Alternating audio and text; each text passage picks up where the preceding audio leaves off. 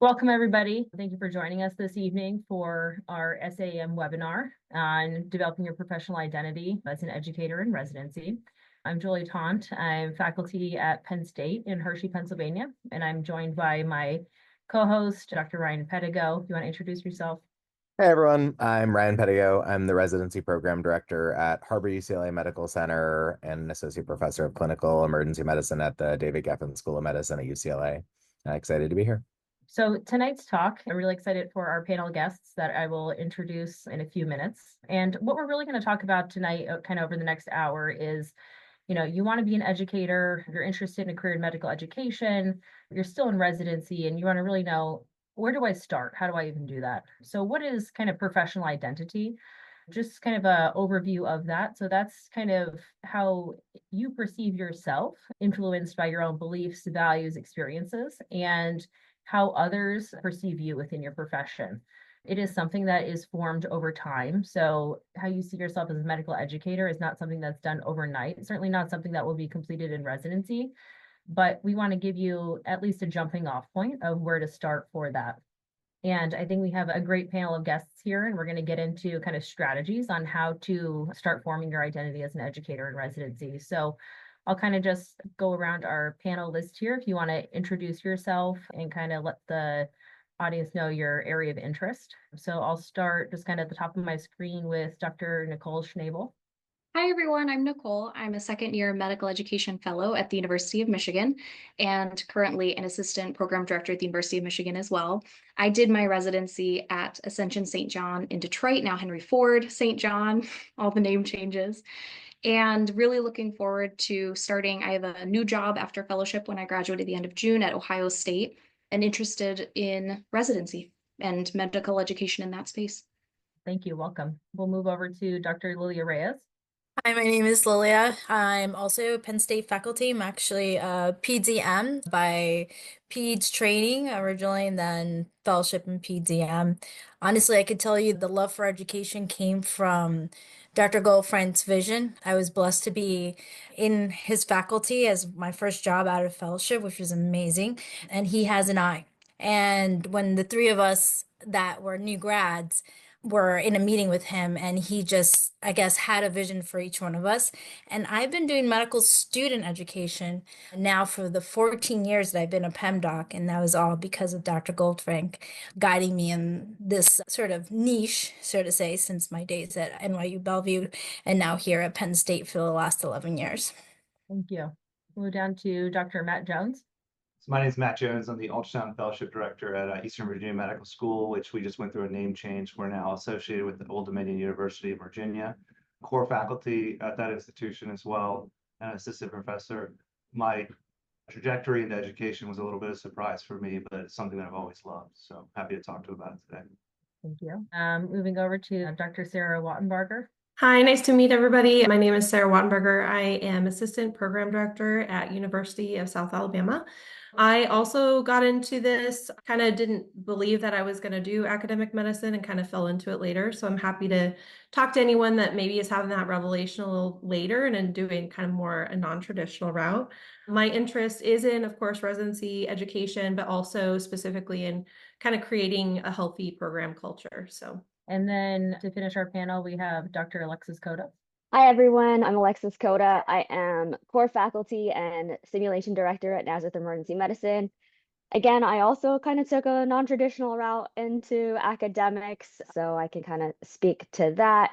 My interests are in residency education, simulation, obviously, and then I like gamification and just like really interactive learning. So we have a couple different questions, and the panelists have kind of marked who's going to take the lead on these questions. That doesn't mean the other panelists can't give their input, but I'll specifically call out some of the people who wanted to focus on this question. And I think this first question just comes to the base of why we decide to become educators, how that happens, and what mentors and influences that you've had in your career. All right. Thank you very much. It's a pleasure talking to you, Ryan. Yahon to Emmanuel Ido. I'm a consultant emergency physician at the College of Medicine, University of Ibadan, post-fellowship status in neurologic emergencies. I'm a clinical educator who is passionate about EM curriculum designs and implementation across board. Thank you so much. It's a pleasure being here. Lovely. Great. Thank you so much for joining. I appreciate that. And so, Dr. Schnabel, you want to talk a little bit about what made you decide to kind of get the spark for education and decide to do a fellowship in the end? Yeah, absolutely. So I think it actually sounds like a lot of us got here the same way, which is we didn't know automatically that we wanted to do medical education. And I think I started the way a lot of people start. I just liked teaching medical students when I was a resident. And then I realized by being a chief resident that there was more that I enjoyed than just teaching the students, which is amazing and is a really great part of being a great educator is bedside teaching. But there was so much more to it that I figured out as a chief with designing curriculum, trying to figure out what was best for the residency, how we were going to meet ACGME requirements, what we were doing about people who were struggling, how we were going to help them. And I think that what's interesting when you start like looking into this, a lot of what my mentors said, and I specifically had one really great mentor who I went to a lot during the course of deciding if I wanted to get into this in a real way and what that meant and what it would look like and whether I would do a fellowship. And she kind of said, you know, emergency medicine is a great specialty where if you want to just go out and teach and just enjoy educating people and being a great bedside educator, there are lots of ways to do that. And you don't have to do a fellowship. You don't have to get a master's. You don't have to do all these extra things. You can, but there's also different faculty programs and mentorship pathways that you can do outside of those things.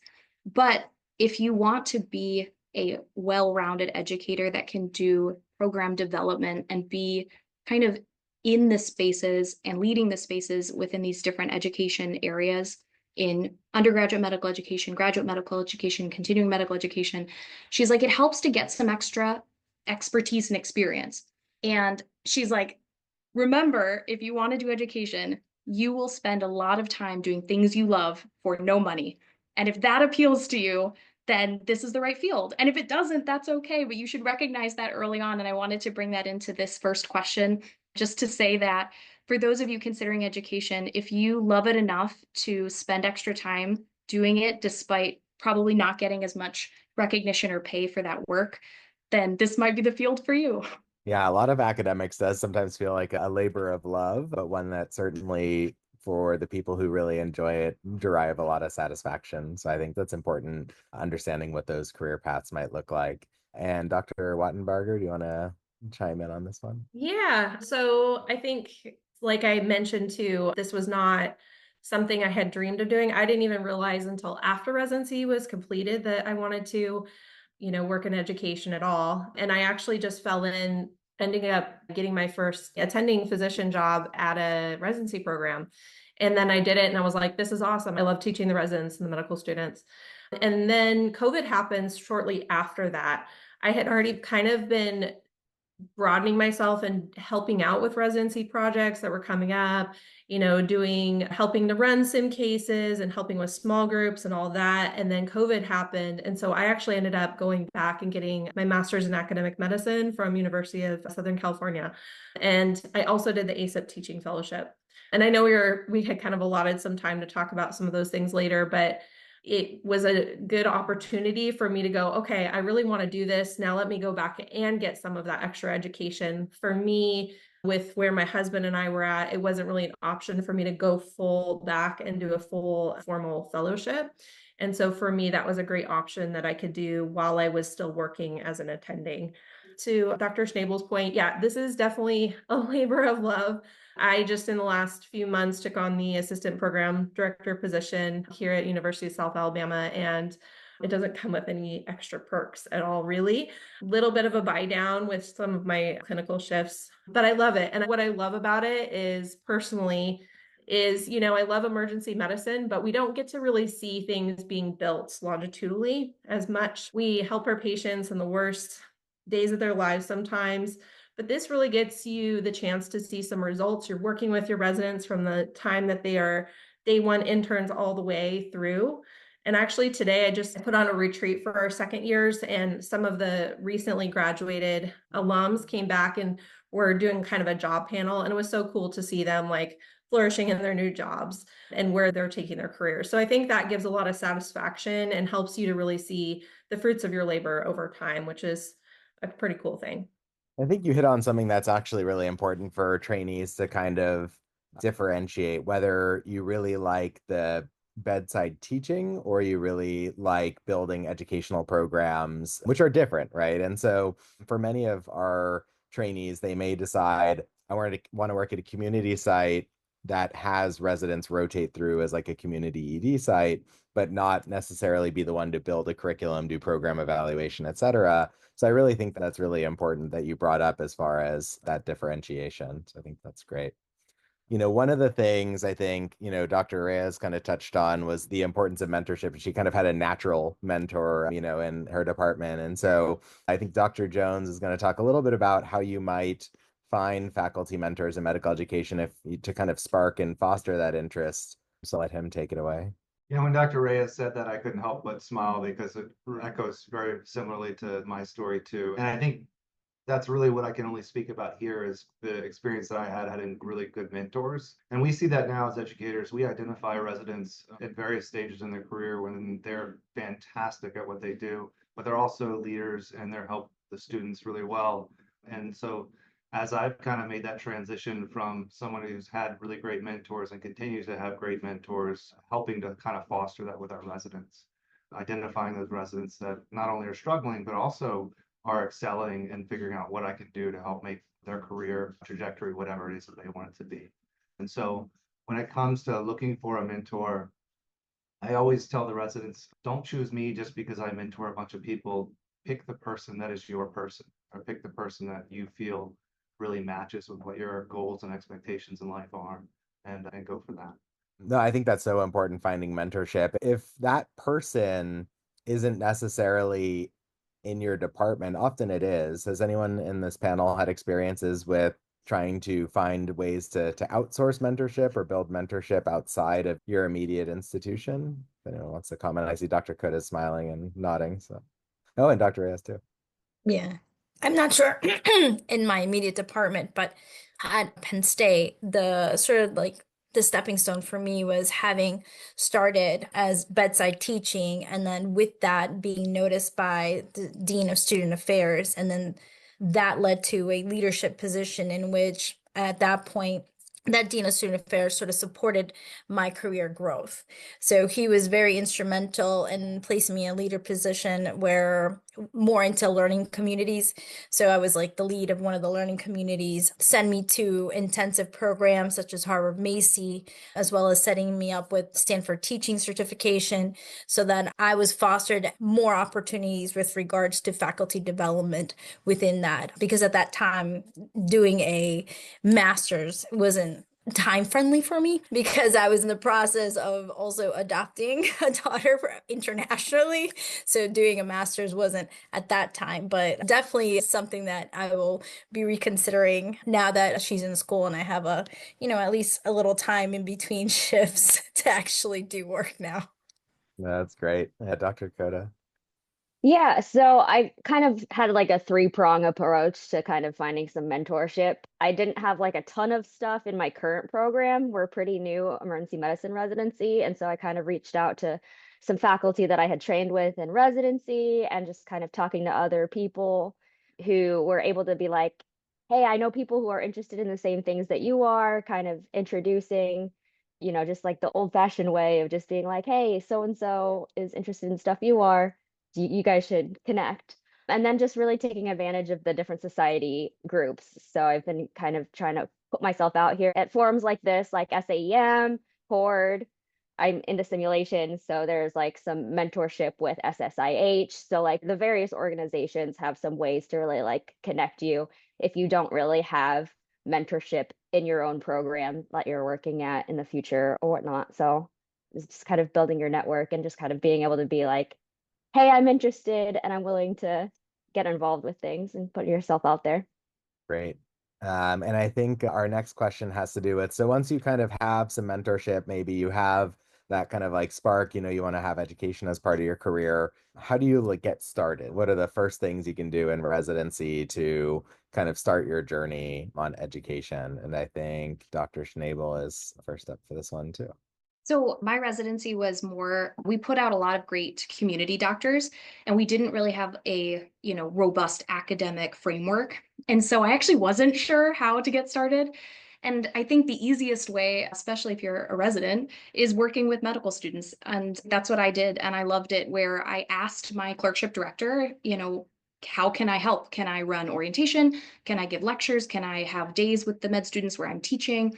Is there anything that I can do to kind of get into this space and start kind of utilizing these skills? And of course, she was so great and really happy to have the help. And so I think was an easy place for me to get started figuring out, one, if I actually liked more than bedside teaching, if I liked being a part of, planning their schedule and trying to help out with new ideas for them.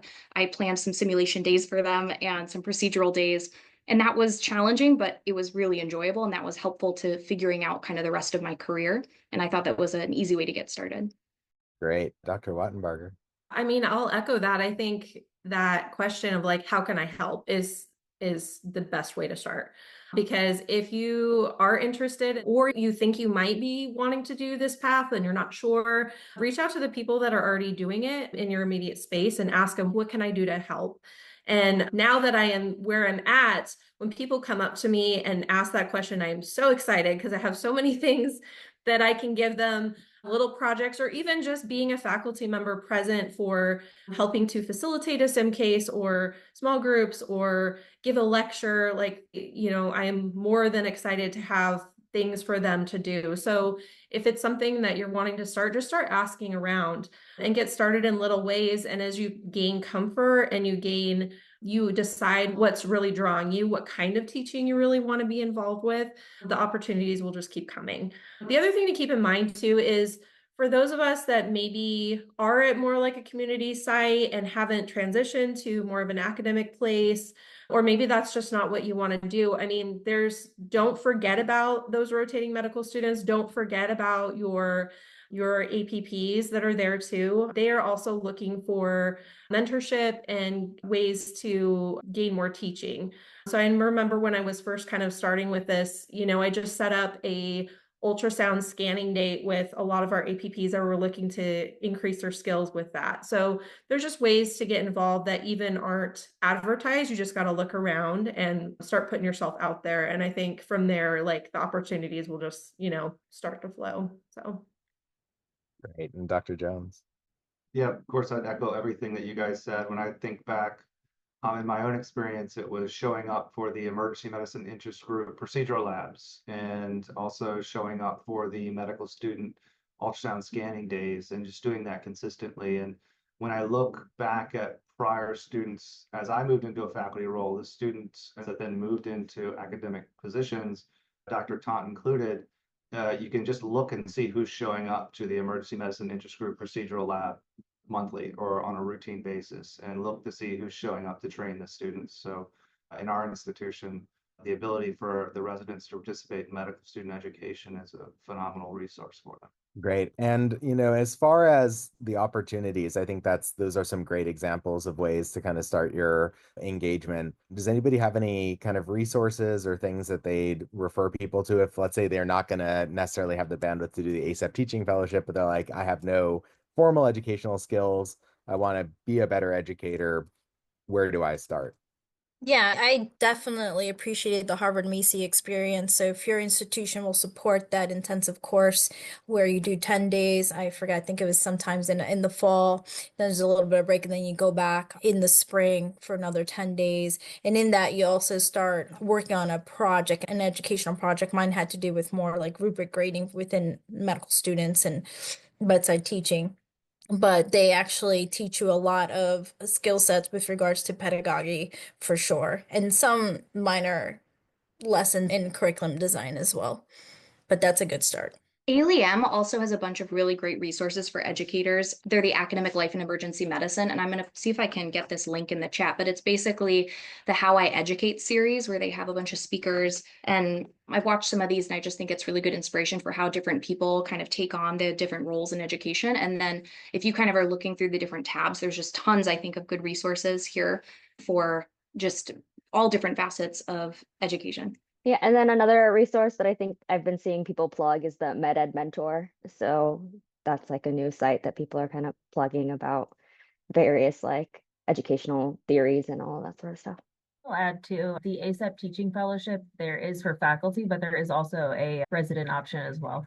Yeah, those all sound like great resources. One thing I usually teach most people who are starting to teach and get presentations specifically is the 1 minute preceptor, which is a really nice framework for being able to take presentations from learners. It just has kind of 5 micro skills, getting a commitment. And that's so important because often you'll find if someone's kind of wishy-washy, the kind of supervisor might just kind of tell them what to do or sway them to what to do. And you really lose an important teaching experience there. And then once you get the commitment, you got to understand why they made the commitment. And so really understanding to make your teaching more efficient, like where was it in their like logic process that you just need to tweak? Because if you don't know that to teach, you have to teach them basically everything you know about a topic and you have no idea where their hole is. And so by understanding exactly what you need to tweak, that can be a really effective way to take a presentation. And then the other 3 micro skills are just like tell them what they did well, tell them what they didn't do well, and teach them something, which are pretty straightforward. But those first 2 things, when I shadow people who are kind of junior taking presentations, those are kind of things that they don't consistently do. Great. And once you start on this teaching journey, what are ways to kind of get effective feedback on that? And how do you kind of like foster getting feedback on your teaching to improve? I think that's Dr. Reyes and Dr. Koda. Well, I think in most academic settings, we get evaluations from our learners, which we also need for our promotion and tenure type of packet for a dossier. So I must say, I think that's been a very humbling experience to get evaluations from different learners. And I've noticed generationally too, it's different feedback that you get. But I've taken it to heart and be able to change so that I can adapt myself to that learner. So I know that some folks don't take it very seriously when the learners when they write those evaluations, but I definitely try to change what I do in the emergency department. As far as like didactic teaching, our faculty are able to give us evaluations on our lectures. So we're able to sort of tailor based on that as well too. So not just as do the residents give us evaluations, but so do our faculty that are present at the lectures. Dr. Koda. Yeah, I think kind of getting feedback on teaching, you kind of have to be a little bit proactive and stuff. Some of what I kind of try to implement is that, people are, protective of their time. And so trying to build back feedback mechanisms like in what you're doing, like with my interactive lectures, I can kind of gauge like how well the content is kind of sitting by you doing, interactive things. And I can kind of get real-time feedback on like, if points are really hitting or not, but just kind of having to be a little bit proactive because I feel like, if you don't elicit feedback on your teaching, you don't get feedback on your teaching. So you kind of just have to put yourself out there a little bit to Yeah, I get think that. that's really important. I think one of the ways I found that people are able to get that feedback better is to be more specific in what you're looking for. Because I think sometimes, especially as an attending, like, do you have any feedback for me? Just like it's like such a broad question, and people are like, oh, well, I don't know. Like, and so if you kind of frame it as like you're expecting feedback and you're expecting corrective feedback and really take it to heart, that often paves the way to get more important feedback. So, it's like, this is the first time I've done this procedure lab. Like, can you let me know like something I could do differently next time to make it more effective for you to, learn how to place this central line? And then it's a lot less of an ask because it's basically just asking for like one specific thing. For people that I manage, I wasn't getting that much feedback. And so there's this kind of phrase that's from this person, Kim Scott, who wrote this book, Radical Candor. And it's basically the ask is you basically say, like, what is one thing I could do more of or stop doing to, make it easier to work with me? And that kind of gives you the expectation, like, it's like, I want one thing, like, you need to give me one thing versus like, am I doing a good job? It's really hard to get specific feedback that you can act on from that. So I think some of those things can be helpful prompts to get what you need. And Yeah, self-reflection. specific feedback totally helps, because otherwise they're just kind of like, good, you're doing great. And you're like, well, that's great, but I want Yeah, something more. exactly. The good job, great job is like, so unhelpful. I mean, it makes you feel good, but it's like, what was it that made it a good job? Like, what was the thing that I should do more of or keep doing that made it a good job? Otherwise, you're just kind of assuming, right? I mean, I think self-reflection is really important on that. I went up to Stanford for a month for this course, and they videotaped me for like many hours and then played it back, like kind of like a football replay for teaching. And it was very awkward, but I really recognized, I was more aware of my odd mannerisms and things that I did to help hopefully self-regulate a little bit more. So eventually developing that insight's good, but informed by kind of external sources initially. Yeah, and I would echo that. So one of the things we started doing was our conferences for overnight residents or residents that couldn't make it, we had a Zoom recording. So I started requesting the Zoom recording and then listening at least to as much as I could tolerate of myself talking on the Zoom recording. And I was getting myself some pretty good feedback with that strategy. And then the only other thing to really add, we do a lot of the feedback surveys at the end of lectures, but having a really good friend and peer that you trust and can trust on their feedback, if you can create a relationship with them where you can give them good, honest feedback about how they're crushing it and what they could work on, and vice versa, has been immensely helpful for me during my development. Right. And the kind of next area we're going to talk about is about building a niche or area of interest in medical education. When people start, they're kind of like, pluripotent stem cells, but eventually, you're going to develop some sort of niche. And, like I think Dr. Koda said she's like in simulation and stuff like that. And so I guess, how do you go from an undifferentiated, I like education, to I like sim, bedside teaching, curriculum development, free online medical education? How do you gain those experiences and opportunities to understand where you want to differentiate yourself in medical education? I guess. Are you asking me? A lot of it is kind of just like filling needs in my program and just being like a yes person and just being like, yeah, I want to try that. And then, crash and burn, not as interested in it, or a little bit more of like, actually, I love this. Let's do more of that. And so that was kind of a little bit my strategy. I'll speak to that as well. So I'm one of the ultrasound nerds in our program. And so for me, what I looked at was, when they had the training sessions for the medical students on my day off, I would go in. When I was a fellow, we didn't have assigned scanning shifts at that time in the fellowship, but I started going into my own scanning shifts. When I finished fellowship, I was a nocturnist working as a young attending, but on my days off, I'd find myself doing scanning rounds with the residents, essentially for my free time for the program. And so and you guys had mentioned that earlier too, the amount of time you donate at the expense of your own personal time can be immense, but it's also something that I had a passion for. And so when you find that you're donating hundreds of hours of your own time per year towards something that you're passionate about, that's how you develop a niche. I mean, there are a lot of amazingly smart and brilliant people in medicine, but you don't have to be the smartest person in the room to know the most if you put the time in. And that's kind of what I'm relying on, because I don't think I'm the smartest doc in the room, rarely ever, but I know that I probably put more time into the teaching and the training and ultrasound in our program than anybody else, which definitely boosts your confidence. And that's how you find yourself suddenly being the expert in that area. Great. I think Dr. Reyes had signed up for this question too. So I've actually transitioned more to the advising piece in medical education and forming those bonds with these trainees and medical students as well to help in their own professional identity and helping them define what type of physician do they want to be when they graduate medical school. And now I'm in the role of the support advisor, aka the remediation. They've assigned me that role because I'm able to develop a relationship with them that is safe, first and foremost, a safe learning space, safe for them to make mistakes, to be gracious to them because it's a hard road, and just helping them and just hand holding every step of what it may be. It could be from interpersonal interactions while they're on the clerkships. It could be, what do I have tomorrow? Tomorrow is we're not participating enough in PBL. So how do I assessing that and having conversation of what are the barriers?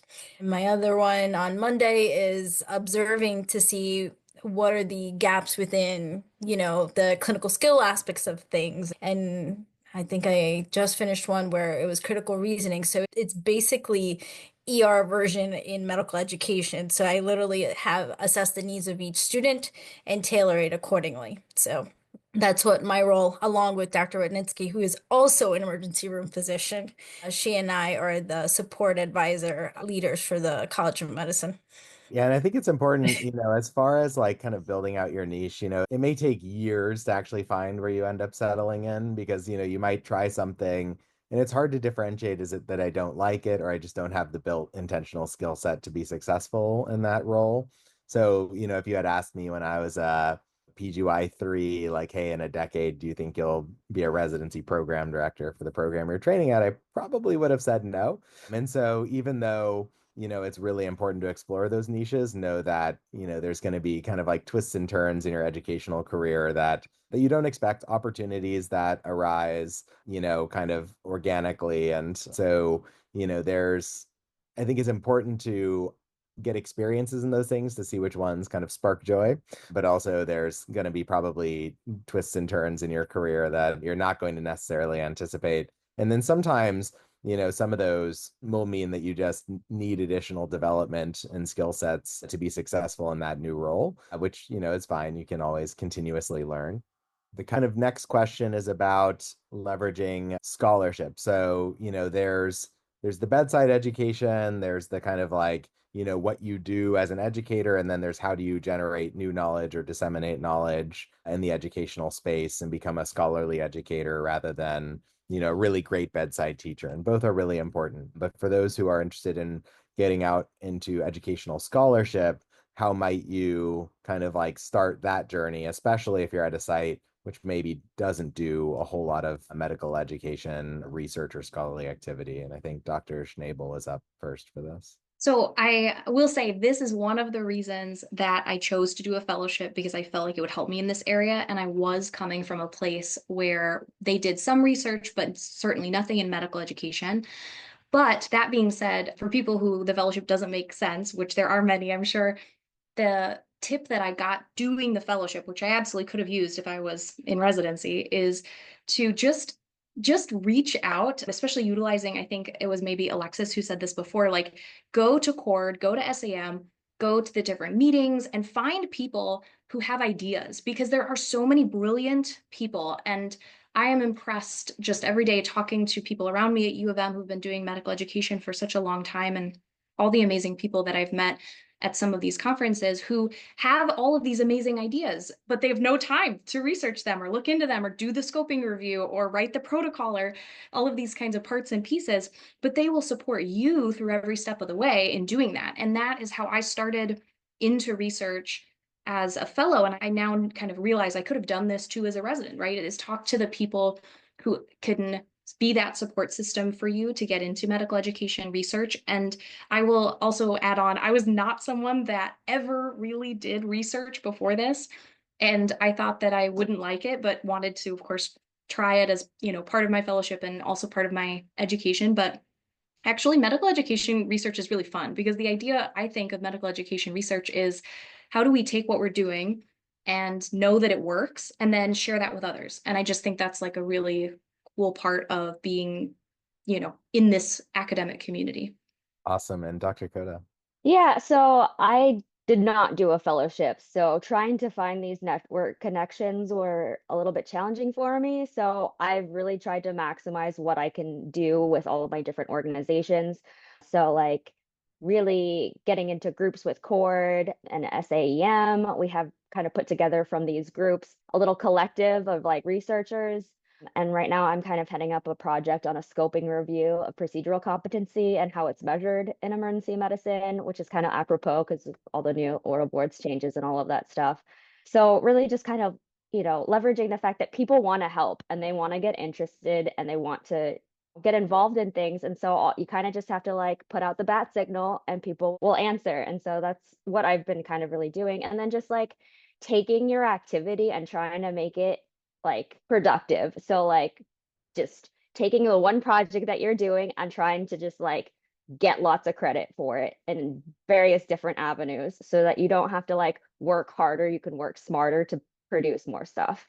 Yeah, I think that last thing that you said is so important. Like, as far as like, if you're doing something anyway, you should try to think like, how might we translate this like into a scholarly project versus saying like coming up with everything from scratch. So I think by being curious and being like, even if it's not research, like how can I amplify like the scholarly activity component? So as an example, like when I was chief, somebody dropped out of Rosen's for like a dental medicine chapter. And so then they were like, do you want to write this chapter? And I was like, yeah, sure, why not? And then EB Medicine was like, we need a EB Medicine article on dental emergencies. I was like, cool, I just wrote a Rosen's chapter on it. And they're like, oh, we're doing an MRAP like urgent care podcast on dental emergencies. And I was like, cool, I'll record that podcast with you, right? And it's like literally the exact same thing now and like multiple different venues. And like now I run some random like dental lab at our institution. And like it's just like that's just so weird because it was one random conversation of like, hey, this person dropped out last minute. Can you help on a topic you know nothing about?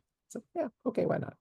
So great. And then the kind of last panelist question is about formal training in medical education. So we talked about a lot of the different opportunities. Just in like for brevity, I'll kind of summarize what we've already talked about, looking into the ASAP teaching fellowship to get some of those options, the Harvard Macy 10-day program. And there's also through the Society of Academic Emergency Medicine, there's the Armed Med Ed course for those who are interested in medical education research. There's the Merck at Cord, which is a medical education research certification program. And there's, of course, formal degrees as well. Were there any kind of programs that we haven't talked about that you felt were particularly important or particularly impactful in your career that you would recommend others to look into? I did already mention it, but I really would, for people that are really serious about getting extra education in this and don't mind putting in the extra time, I would highly recommend the MACM program at University of Southern California, USC. It did take me 4 years. You can do it slowly. It is online. I know there are other colleagues that have done a more, say, traditional like Masters of Education, and they did it really quickly. I did not have the extra time to put in for that. I had a baby during it, had lots of, was working full time, but it was really great because it wasn't just, there was a lot of curricular design and gaining accreditation and all the, conducting research and all that. But a lot of it was just interpersonal things and doing like kind of the inner work to find out how you can be most impactful and leverage your own strengths. So there was a lot of like leadership quality stuff built in. So that's my plug for it. Again, not something that everybody, can take the time to do because it is, being back in school. But if, people are interested, I would highly recommend that. One of the things I was going to mention is, so I'm through my fellowship, it's a part of it, but you can also do it without it. Doing a fellowship, I'm doing the Masters of Health Professions Education at U of M.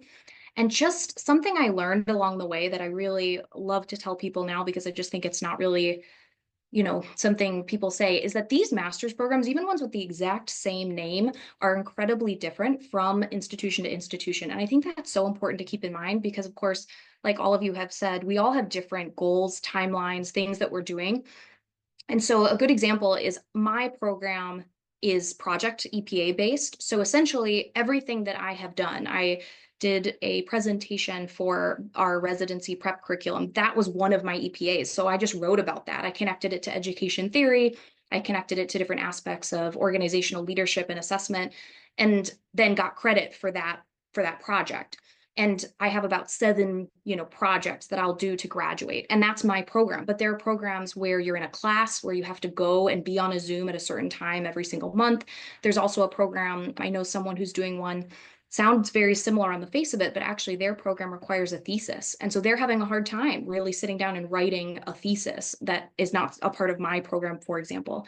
And so just something for people to keep in mind as you're looking through these various, master's programs, but also, all these different teaching fellowships and things, like really take a look at what they involve as far as time and commitment to graduate, to finish, because certainly if you put in the time on something, you want to be able to get it done at some point. And so recognizing that they can vary wildly, I think is super important. And I didn't know. I think that's really important is that there's those structures vary so much. And so like through the University of Michigan, the EPA based things, it's like stuff you're already doing in your work and then getting additional mentorship and credit through it versus more traditional master's degrees.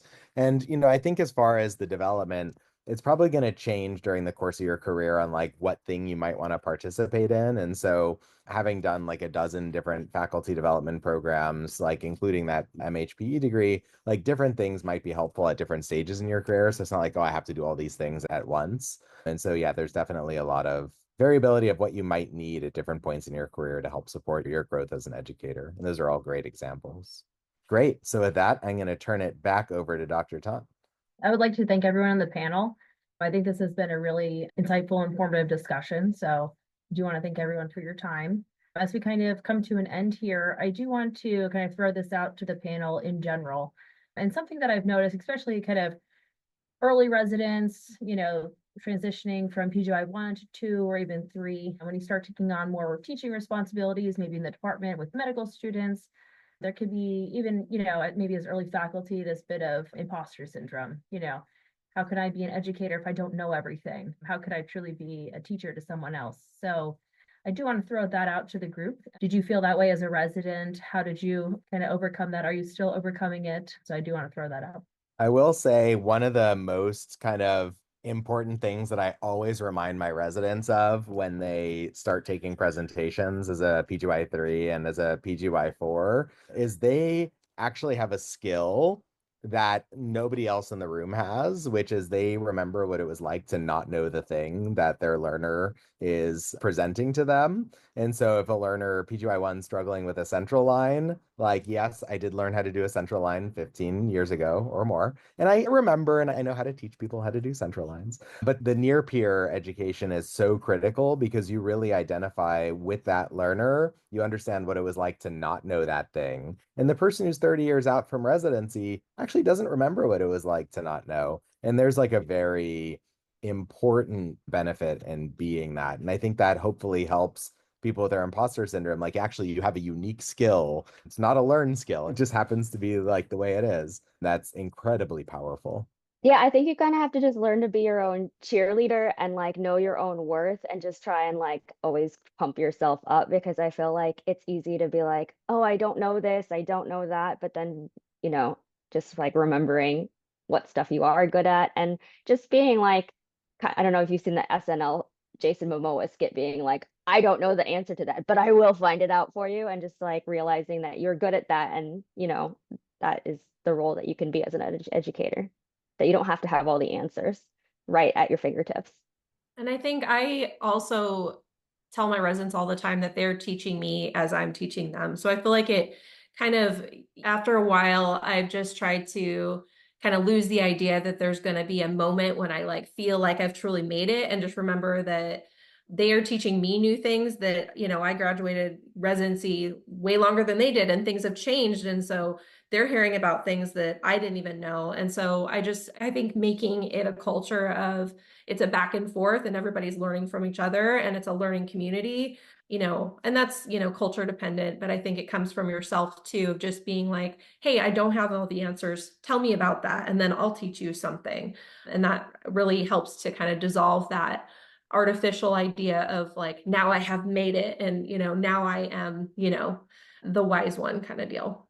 Yeah, for me, I think there's this idea in my head that, the people that were ahead of me that trained me were perfect and they knew everything. And the reality is nobody knows anything. And once you can become comfortable with the fact that you may be walking into a situation and you don't know the perfect answer, but you know how to navigate the situation, that's, I feel, what has been super helpful for me. Because, yeah, I think imposter syndrome defines my entire career and it's probably still happening to some degree, but I'm learning how to deal with that as opposed to trying to get to this magic level that I know is probably unattainable. I think that's so important is knowing that this is a lifelong iterative process and like the attending is not going to be perfect, right? And like in understanding and embracing that, because even though as a trainee you might have felt that way, it was never true. I'm in this 2-year leadership development program through the California Healthcare Foundation. And as part of like my 360 evaluation, like you get an executive coach to like help you in your development. But as part of the evaluation, they actually asked about 50 people what they thought of me, like as a person, and what they thought of my leadership skills. And I got a 70-page report. And so like, that definitely underscores is a pattern of continuous improvement that is like, never going to be like completely fulfilled. But also I'd never gotten a 70-page report on myself in my life. So that was kind of wild, but it was good.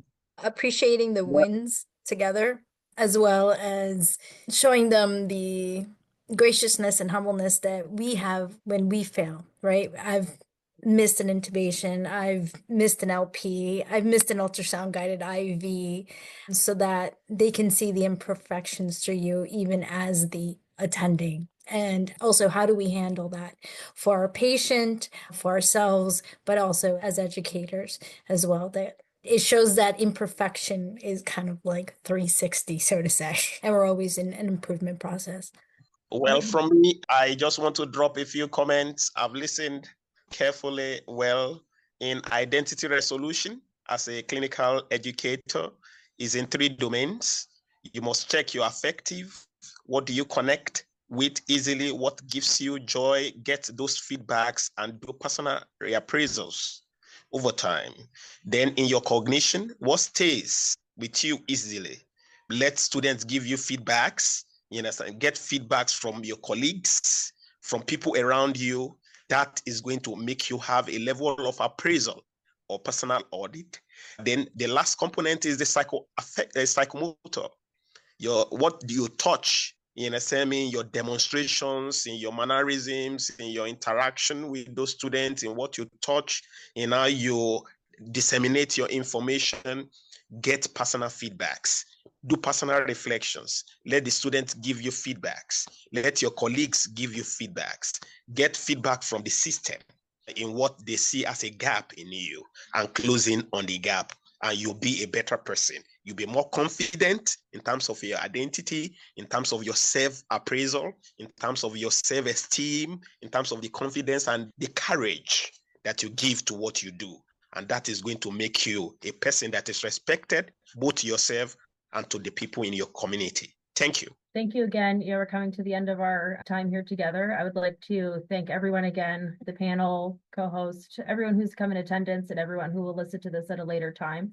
I think this has been a really great discussion and gives us, our residents a place to start. So kind of in summary, go out there, kind of reflect on yourself. Why do you want to be an educator? What is important to you? Find your people, find your mentor, find your community, network, get yourself out there, start going and finding for teaching opportunities. And if you don't see any, then start making some, whether that's as simple as, overseeing an EKG course, teaching at your institution. You don't have to be at the big academic center to be a teacher. And I think that's kind of something to really highlight, that, it is the art and practice of medicine. And we are all lifelong learners. We are all teachers.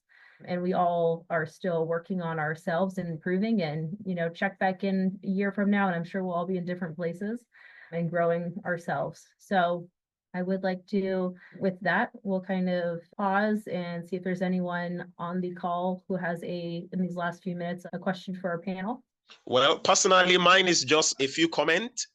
In addition to some of the areas that he itemized that people can look into as clinical educators, the place of taking the roles of interpreters for especially the disabled, like the deaf or the dumb, who could not communicate or get information, or there's a gap. We can look into that area of clinical education and bridge a gap in a way for better clinical administration, and it applies. Then entrepreneurship is an area that we may have to look into as clinical educators. The pay may be low and non-appealing, but having other areas to buffer for those gaps will help us keep us informed and be a better clinical educator. Then the financial management is also very important. The little scarce resources that you have, managing them appropriately will give you the stability to be a better clinical educator. Thank you so much for this time out. Great. And with that, I don't see any more questions in our chat box. So thank you everyone for attending, and I hope you have a good rest of your evening.